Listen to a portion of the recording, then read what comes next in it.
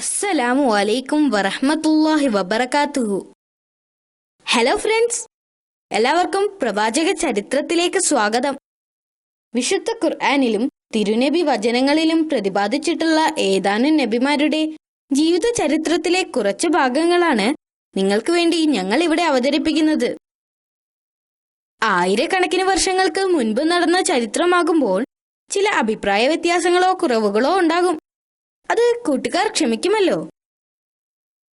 കഴിഞ്ഞ എപ്പിസോഡിൽ ദാവൂദ് നബി അലൈഹി ഇസ്ലാമിന്റെ കാലഘട്ടത്തിൽ ഒരു കുട്ടിയായിരിക്കുമ്പോൾ തന്നെ സുലൈമാൻ നബി അലൈഹി ഇസ്ലാം വളരെ ബുദ്ധിമാനായിരുന്നത് നമ്മൾ കണ്ടു.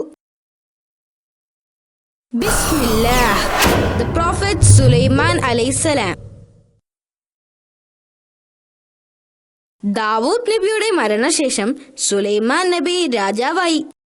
അദ്ദേഹം ഏറ്റവും നല്ല സാമ്രാജ്യത്തിനുടമയാവാൻ വേണ്ടി അള്ളാഹുവിനോട് പ്രാർത്ഥിച്ചു. അള്ളാഹു അദ്ദേഹത്തിന്റെ ആഗ്രഹം സാധിച്ചു കൊടുത്തു. ബുദ്ധിശക്തിയെ കൂടാതെ മറ്റു കഴിവുകൾ കൂടി നൽകി അള്ളാഹു അദ്ദേഹത്തെ അനുഗ്രഹിച്ചു. അദ്ദേഹം ആഗ്രഹിക്കുന്നത് പോലെ കാറ്റിനെ നിയന്ത്രിക്കാനുള്ള കഴിവ് അള്ളാഹു അദ്ദേഹത്തിന് നൽകി. അദ്ദേഹത്തിന് പക്ഷികളുടെയും മൃഗങ്ങളുടെയും ഭാഷ മനസ്സിലാക്കാനും അവരുമായി സംസാരിക്കാനും കഴിയുമായിരുന്നു. ഒരിക്കൽ പ്രവാചകനും തന്റെ സൈന്യവും അസ്കലോണിലേക്ക് പോകുന്നതിനായി താഴ്വരയിലൂടെ സഞ്ചരിക്കുകയായിരുന്നു.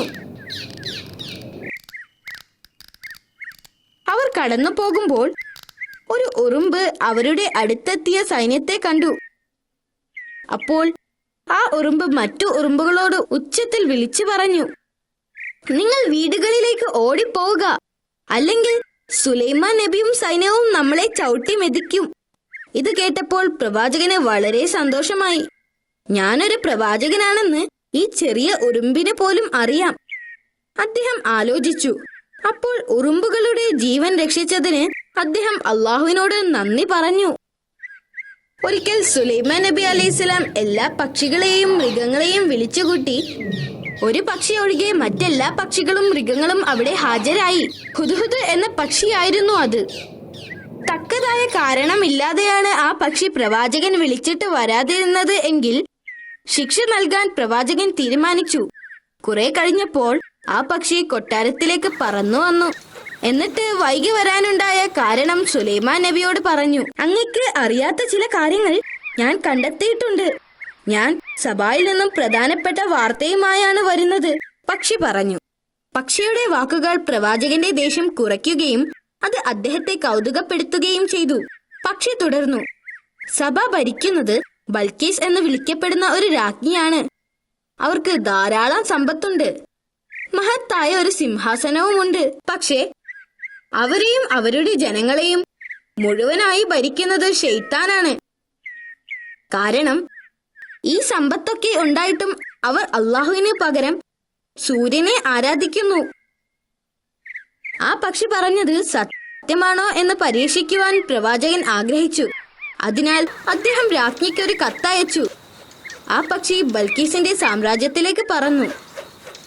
രാജ്ഞിയുടെ മുൻപിൽ ആ എഴുത്തിട്ടിട്ട് ആ പക്ഷി പറന്നുപോയി. ആശ്ചര്യത്തോടെ രാജ്ഞി ആ കത്ത് തുറന്നു നോക്കി. പ്രവാചകന്റെ ആശംസകൾ അവർ വായിച്ചു. കൂടാതെ സർവശക്തനും കരുണാമയനുമായ അള്ളാഹുവിനെ ആരാധിക്കുവാൻ പ്രവാചകൻ അതിൽ അവരോട് ആവശ്യപ്പെട്ടിരുന്നു. രാജ്ഞി വളരെ അസ്വസ്ഥയായിരുന്നു. അതിനാൽ അവർ പെട്ടെന്ന് തന്റെ ഉപദേശകരെ വിളിച്ചുകൂട്ടി. അവരും ആ എഴുത്തു വായിച്ചു. പ്രവാചകൻ അവരെ ഭീഷണിപ്പെടുത്തിയതായി അവർക്ക് തോന്നി. പ്രവാചകനുമായി ഒരു യുദ്ധത്തിന് പകരം സമാധാനപരമായ ഒരു നീക്കമാണ് നല്ലത് എന്ന് രാജ്ഞിക്ക് തോന്നി. അതിനൊരു മാർഗം അവർ കണ്ടെത്തി. വിലപിടിച്ച സമ്മാനങ്ങളുമായി അവരുടെ ദൂതന്മാരെ പ്രവാചകന്റെ കൊട്ടാരത്തിലേക്ക് അയച്ചു. എന്നിട്ട് പ്രവാചകന്റെ സൈന്യത്തെക്കുറിച്ചും രാജ്യത്തെക്കുറിച്ചും മനസ്സിലാക്കാൻ അവർ ദൂതന്മാരെ ഏൽപ്പിച്ചു.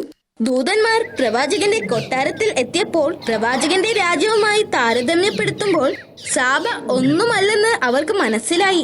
അദ്ദേഹത്തിന്റെ സൈന്യത്തിൽ മൃഗങ്ങളും പക്ഷികളും ജിന്നുകളും സേവനം ചെയ്യുന്നുണ്ട് എന്ന് അറിഞ്ഞ് അവർ അത്ഭുതപ്പെട്ടു. അവർ കൊട്ടാരത്തിൽ പ്രവേശിച്ചപ്പോൾ പ്രവാചകന്റെ സമ്പത്ത് താരതമ്യപ്പെടുത്താൻ കഴിയില്ലെന്ന് അവർക്ക് മനസ്സിലായി. കൊട്ടാരത്തിന്റെ തറകൾ പോലും ചന്ദനവും സ്വർണവും കൊണ്ട് നിർമ്മിച്ചതാണ്. ദൂതന്മാർ പ്രവാചകനെ കുറിച്ചുള്ള വിവരങ്ങൾ ശേഖരിക്കുന്നതിനായി ഇവിടെ എത്തിച്ചേർന്നതാണെന്ന് സുലൈമാൻ നബിക്ക് മനസ്സിലായി. അവർ സമ്മാനങ്ങൾ കൊടുത്തപ്പോൾ പ്രവാചകന്റെ പ്രതികരണം കണ്ട് അവർ ഞെട്ടി. അല്ലാഹു എനിക്ക് ധാരാളം സമ്പത്തും ഒരു വലിയ സാമ്രാജ്യവും എനിക്ക് നൽകിയിട്ടുണ്ട്. കൂടാതെ എനിക്ക് പ്രവാചകത്വവും നൽകിയിട്ടുണ്ട്. സമ്മാനങ്ങളൊന്നും തുറന്നു നോക്കാതെ എല്ലാം തിരികെ കൊണ്ടുപോകണമെന്ന് അദ്ദേഹം അവരോട് പറഞ്ഞു. അള്ളാഹുവിനെ സ്വീകരിച്ചില്ലെങ്കിൽ അവരുടെ രാജ്യം നശിപ്പിക്കുമെന്ന മുന്നറിയിപ്പ് നൽകുന്ന ഒരു കത്ത് പ്രവാചകൻ രാജ്ഞിക്ക് കൊടുത്തയച്ചു. സമ്മാനങ്ങളുമായി ദൂതന്മാർ തിരിച്ചെത്തി. അവർ ആ കത്ത് രാജ്ഞിക്ക് നൽകി. കൂടാതെ അവർ കണ്ട അത്ഭുതങ്ങളെക്കുറിച്ച് അവർ അവരോട് പറഞ്ഞു. ദൂതന്മാരിൽ ഒരാളോട് താൻ പ്രവാചകനെ കാണാൻ വരുന്നുണ്ടെന്ന കാര്യം അദ്ദേഹത്തെ അറിയിക്കാൻ ആവശ്യപ്പെട്ടു. രാജഭൃത്യന്മാരും സേവകരുമായി അവർ സാബയിൽ നിന്നും പുറപ്പെട്ടു. സാബയുടെ രാജ്ഞി വരുന്നുണ്ടെന്നറിഞ്ഞപ്പോൾ സുലൈമാൻ നബി അവരെ പരീക്ഷിക്കാൻ തീരുമാനിച്ചു. രാജ്ഞിയെ പരീക്ഷിക്കുന്നതിനു വേണ്ടി ജിന്നുകളുടെ സഹായത്തിനായി പ്രവാചകൻ അവരെ വിളിച്ചുകൂട്ടി. രാജ്ഞി കൊട്ടാരത്തിലെത്തുന്നതിനു മുൻപായി നിങ്ങളിൽ ഒരാൾ അവരുടെ സിംഹാസനം എടുത്തുകൊണ്ട് വരണം, പ്രവാചകൻ ആവശ്യപ്പെട്ടു. അങ്ങ് ഇരുന്നെഴുന്നേൽക്കുന്നതിനു മുൻപ് തന്നെ ഞാൻ അതിവിടെ എത്തിക്കും, ഒരു ജിന്ന് പറഞ്ഞു. പ്രവാചകൻ മറുപടി പറഞ്ഞില്ല. കാരണം പ്രവാചകന് അതിനേക്കാൾ വേഗത്തിൽ അതിവിടെ എത്തിക്കണമായിരുന്നു. അങ്ങ് കണ്ണടച്ച് തുറക്കുന്നതിനു മുൻപായി ഞാനത് ഇവിടെ എത്തിക്കാം, മറ്റൊരു ജിന്ന് പറഞ്ഞു. എത്രയും പെട്ടെന്ന് അതിവിടെ എത്തിക്കാൻ വേണ്ടി ജിന്നുകൾ മത്സരമായിരുന്നു. പെട്ടെന്ന് തന്നെ സിംഹാസനം പ്രവാചകന്റെ മുന്നിലെത്തി. 2000 മൈൽ അകലെയുള്ള യമനിൽ നിന്നും ബൽക്കീസിന്റെ സിംഹാസനം ഒരു നിമിഷം കൊണ്ട് പ്രവാചകന്റെ മുമ്പിലെത്തിച്ചു.